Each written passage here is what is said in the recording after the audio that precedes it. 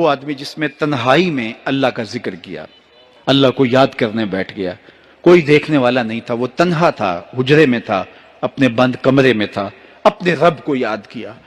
अल्लाह की याद करते करते उसकी आंखों से आंसू टपकने लगे। तो मेरे और आपके आका मौला ने फरमाया कि ये आंसू इतने कीमती हैं, इन आंसुओं के बदले में कयामत के दिन उसे अर्श इलाही का साया नसीब होगा। रूमी अलैहि रहमा फरमाते हैं, जहां पानी गिरता है वहां सब्जा उगता है, जहां आंसू गिरते हैं वहां रहमत उतरती है।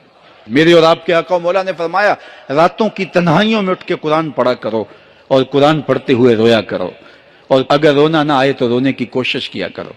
जब बंदा अल्लाह की हुजूर इल्हाओ जारी करता है, इज्ज करता है, इनकिसारी करता है, तो अल्लाह की रहमतों को जोश आता है और अल्लाह ताला की रहमतें उस पर बरसती हैं, और उसके ना सिर्फ गुनाह माफ होते हैं बल्कि अल्लाह ताला उसके गुनाहों को बदल के नेकियों में तब्दील कर देता है।